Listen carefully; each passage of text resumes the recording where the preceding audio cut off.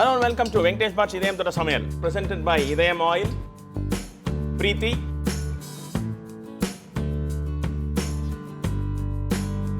and Barry Sugar. Barry is outside, Nambika inside. இந்த மாதம் நான் உங்ககிட்ட முதல்ல சொன்னேன் ஸ்வீட்ஸ் நிறைய பண்ணி காட்ட போகிறோம் அப்படின்னு. போன வாட்டி நீங்கள் கேரட் ஹல்வா பார்த்தீங்க. ஸோ அது ரொம்ப சிம்பிளாக வீட்டில் எளிமையாக பண்ணக்கூடிய ஒரு டிஷ்ஷு. ஸோ அதை வச்சு நம்ம ஒரு நல்ல டெசர்ட் பண்ணோம் கேரட்ஸ் வச்சுக்கிட்டு. இன்றைக்கி பிரெட் வச்சுட்டு ஒரு டெசர்ட் பண்ண போகிறோம். கண்டென்ஸ்ட் மில்க், அதாவது பாலை நல்லா சுண்டை காய்ச்சி இந்த பிரெட்டை ஆயிலில் ஃப்ரை பண்ணி அதை ஒரு சுகர் சிரப்பில் டிப் பண்ணி எடுத்துகிட்டு அதுக்கப்புறமா அது மேலே இந்த கண்டென்ஸ் மில்கை ஊற்றி நட்ஸ் எல்லாம் வச்சு கார்னிஷ் பண்ண போகிறோம். இது பேர் ஷாஹி துக்ரா.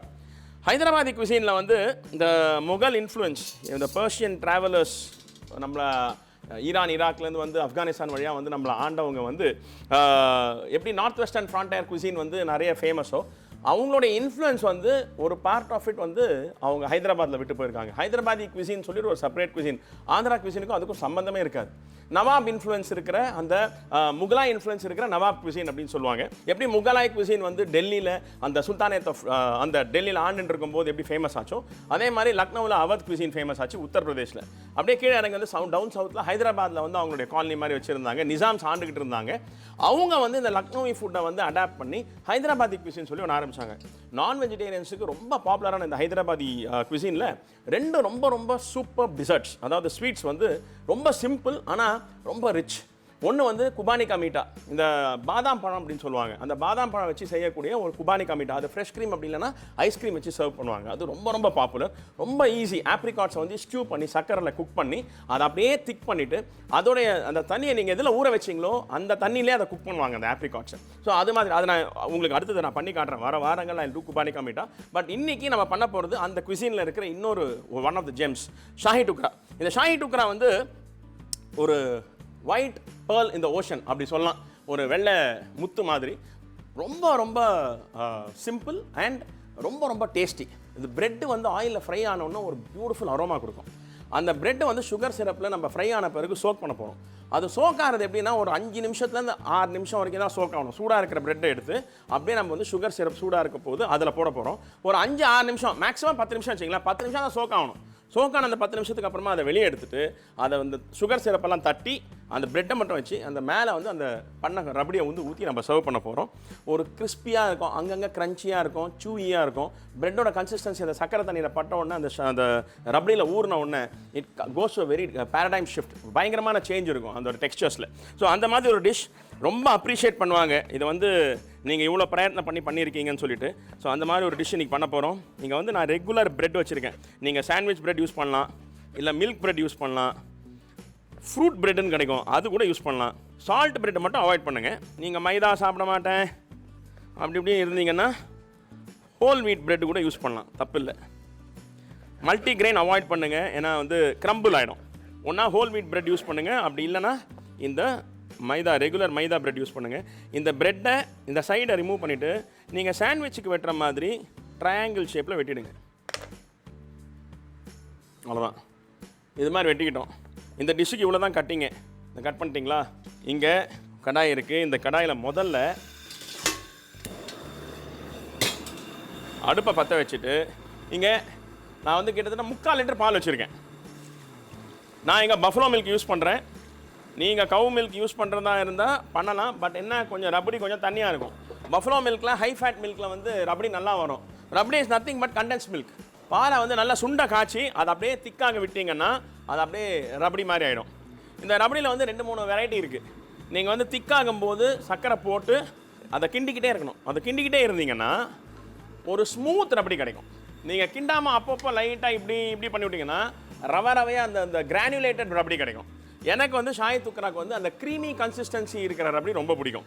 ஸோ அது எப்படி பண்ணுறது நான் கற்றுக் கொடுக்குறேன். இந்த மில்க் நல்லா பாய்லிங் பாயிண்ட் வரட்டும். இது பச்சை பால் இப்போ தான் நான் காய்ச்சுறேன்.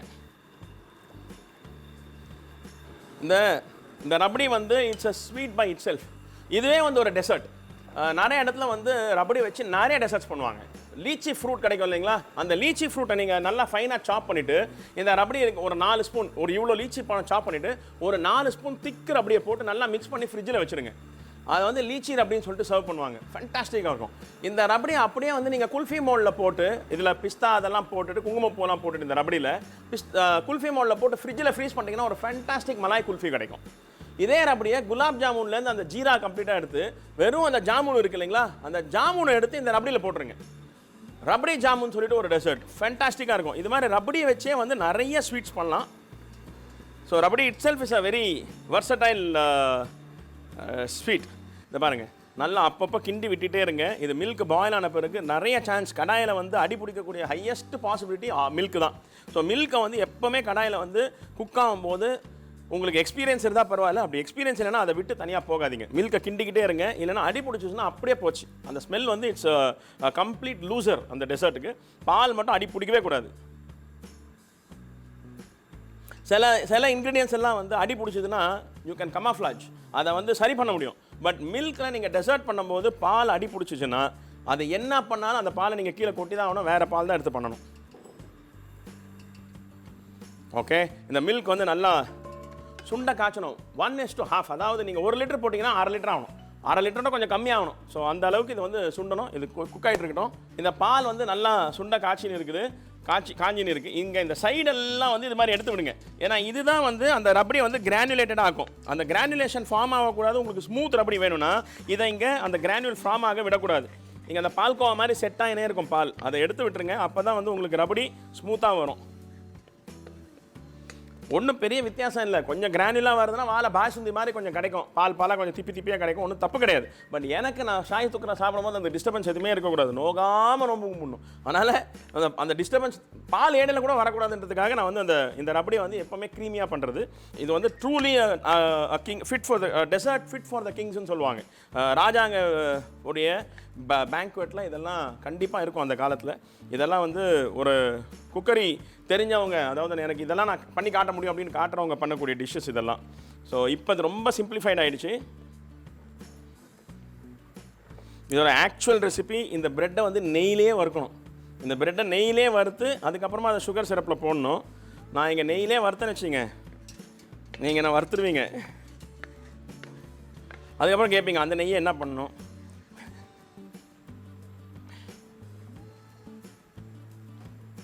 ஸோ நான் 1 லிட்டர் மில்க் போட்டேன். அது கிட்டத்தட்ட ஒரு இப்போதைக்கு 600 கிராம்ஸ் வந்திருக்கும்.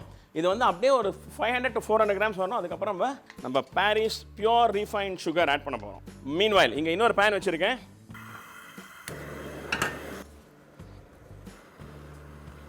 நான் இங்கே மந்த்ரா கடலெண்ணெய் யூஸ் பண்ணுறேன். நீங்கள் எந்த ஆயில் வேணால் யூஸ் பண்ணுங்கள். பட் நான் இங்கே கடலெண்ணெய் யூஸ் பண்ணுறேன். அந்த ஃப்ரை பண்ணுறதுக்கு அதை விட ஒரு பெட்டர் ஆயில் எதுவுமே கிடையாது. ஸோ நான் மந்த்ரா கடலெண்ணெய் இங்கே கிட்டத்தட்ட ஒரு 3/4 லிட்டர் போட்டிருக்கேன். அந்த ஆயில் சூடான பிறகு, அங்கே ஆயில் வச்சுருக்கோம் இல்லைங்களா, அந்த ஆயில் நல்லா சூடாகணும். அது சூடான பிறகு நம்ம இங்கே கட் பண்ணி வச்சுருக்கிற ப்ரெட்டை அந்த ஆயிலில் ஃப்ரை பண்ணி எடுக்க போகிறோம். எப்படி ஃப்ரை பண்ண போகிறோம்? கோல்டன் ப்ரௌனாக ஃப்ரை பண்ண போகிறோம். இந்த ஆயில் நல்லா சூடாகிடுச்சு. இப்போ இந்த ஆயிலில் நான் இங்கே கட் பண்ணி வச்சுருக்கிற இந்த ப்ரெட்டை ஒவ்வொன்றா இமர்ஸ் பண்ணுறேன். இமர்ஸ் பண்ணி இதை பொறுமையாக இப்படி திருப்பி போட்டு 2 சைடுமே நல்லா கோல்டன் ப்ரௌன் கலர் வர்ற மாதிரி இதை ஃப்ரை பண்ணுங்கள். இதில் ரொம்ப இம்பார்ட்டன்ட் வந்து ஆயில் நல்லா சூடாக இருக்கணுங்க. ஏன்னா சூடு இல்லைன்னா பயங்கரமாக எண்ணெய் குடிக்கும்.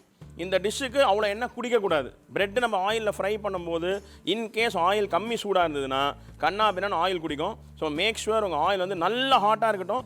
வித்தின் 1.5-2 மினிட்ஸ் உங்கள் ப்ரெட்டு வந்து கோல்டன் ப்ரௌன் கலர் வந்தால் போதும். அதுக்கு மேலே குக் ஆகணும்னு அவசியமே இல்லை. You have 1.5-2 minutes time. அந்த 2 மினிட்ஸில் இந்த கோல்டன் ப்ரௌன் கலர் அச்சீவ் ஆச்சுன்னா ஆட்டோமேட்டிக்காக அந்த ப்ரெட்டு வந்து சூடான பிறகு நல்லா கிறிஸ்பி ஆகிடும். அவ்வளோதான், ஓவர். இந்த கலர் அச்சீவ் ஆன உடனே, இந்த கோல்டன் ப்ரௌன் கலர் தாண்டி கொஞ்சம் டார்க் அச்சீவ் ஆன உடனே இதை ஆயிலேருந்து எடுத்துருங்க.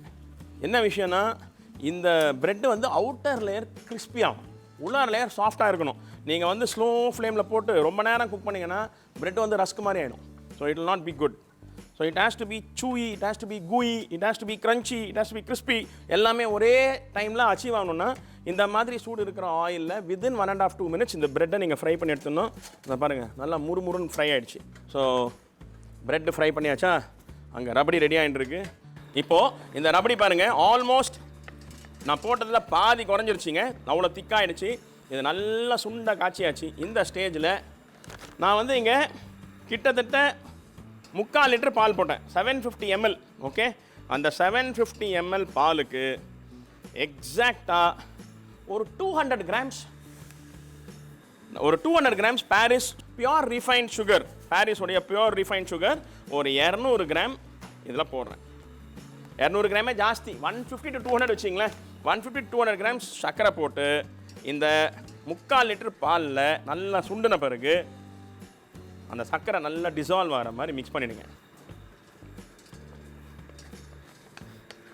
நான் உங்களுக்கு திரும்ப திரும்ப சொல்கிறது என்ன அப்படின்னா, sugar at its purest form. இந்த பாரிஸ் சுகர் வந்து கிட்டத்தட்ட எத்தனையோ டிகேட்ஸாக மார்க்கெட் லீடராக இருக்காங்க. இந்த சுகர் வந்து இந்தியாவுடைய first super brand R the only super brand in sugar. Super brand அப்படின்றது வந்து நிறைய ப்ரோட்டோகால்ஸ் இருக்குது, நிறைய ரூல்ஸ் இருக்குது, அதில் எத்தனையோ விதிமுறைங்க இருக்குது. அந்த விதிமுறைகள் எல்லாத்தையும் அது இன்வைட் பண்ணி அது இருந்ததுன்னா மட்டும்தான், அதை சாட்டிஸ்ஃபை ஆச்சுன்னா மட்டும்தான் சூப்பர் பிராண்ட் அப்படின்ற ஒரு இதை கொடுப்பாங்க. உலகத்துலேயே வந்து எனக்கு தெரிஞ்ச ஒரு 200 சூப்பர் பிராண்ட் இருந்தால் பெரிய விஷயம். ஸோ இந்தியாவில் சர்க்கரைக்கு வந்து ஒரு சூப்பர் பிராண்ட் இருக்குது அப்படின்னு சொன்னால் அது பெருமை பாரிஸ் சுகருக்கு தான். அந்த அளவுக்கு அது வந்து சேஃப்டி ஸ்டாண்டர்ட்ஸ், அதோடைய குவாலிட்டி, அதோடைய பியூரிட்டி வந்து அது பிரதிபலிக்குது. ஒரு பியூட்டிஃபுல் டேக்லைன் பாரிஸுக்கு எப்பவுமே இருக்குது, பாரி அவுட் சைடு அப்படின்னா நம்பிக்கை இன்சைடு. சூப்பர், அவ்வளோதான். கேஸ் ஆஃப் பண்ணிவிடுங்க, ரபடி ரெடி. பியூட்டிஃபுல்லாக அந்த சுகர் மெல்ட் ஆகுது பார்த்தீங்களா. நான் இவ்வளோ நேரம் கிண்டி கூட லைட்டாக அடி பிடிக்கிற மாதிரி ஆகுது. ஸோ அதனால் கேர்ஃபுல்லாக கிண்டுங்க. கிண்டிட்டு இது பாருங்கள், க்ரீமி ரபடி, ஒரு ஃபேண்டாஸ்டிக் திக் க்ரீமி ரபடி ரெடி ஆகிடுச்சு. பியூட்டிஃபுல். ஒரு போலில் மாற்றிக்கலாம். ஒரு ஃபேண்டாஸ்டிக் ரபடி ரெடி ஆகிடுச்சு. பிரெட் இங்கே ஃப்ரை பண்ணி ரெடி ஆகிடுச்சு. இப்போது ஒரு சுகர் சிரப் பண்ண போகிறோம். நான் இங்கே ஒரு திக் பாட்டம் பேன் வச்சுருக்கேன், கனமாக இருக்கிற பேன். நம்ம ஜாங்கிரிக்கு ஜிலேபிக்கெல்லாம் ஒரு ஜீரா பண்ண தெரியுங்களா, அதே தான் சேம். ஸோ அது பண்ண போகிறோம். இந்த சூடாகிற பேனில் முதல்ல ஒரு 100 ml water. Okay, 100 ml water.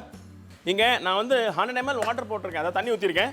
அந்த தண்ணியை வந்து நல்லா பாயிலிங் பாயிண்ட் வந்தோடனே இங்கே பாரிஸ் பியூர் ரிஃபைன் சுகர் வச்சுருக்கேன். இது ஒரு 150 to 200 கிராம்ஸ், 150லேருந்து 200 கிராம் போட்டிருக்கேங்க, அவ்வளோதான். 100 ml தண்ணி, 150லேருந்து 200 gram Paris refine sugar, pure refine sugar போட்டிருக்கேன். நான் ஏன் திருப்பி பியூர் ரிஃபைன் சுகர் சொல்கிறேன்னா, அதோடைய கிரானியூல் சைஸ் வந்து ரொம்ப சின்னது.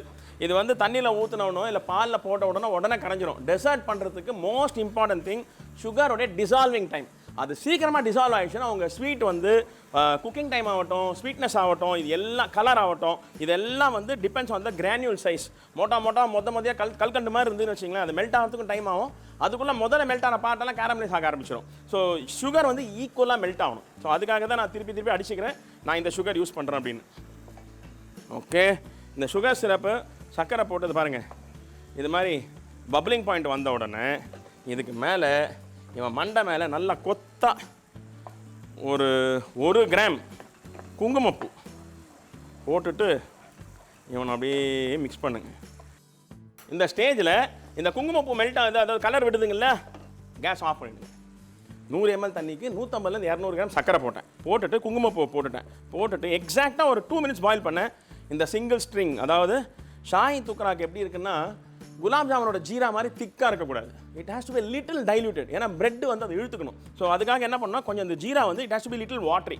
ஸோ ரொம்ப அந்த சிங்கிள் ஸ்ட்ரிங் கன்சிஸ்டன்சி திக்காக வரைக்கும் விடாதீங்க.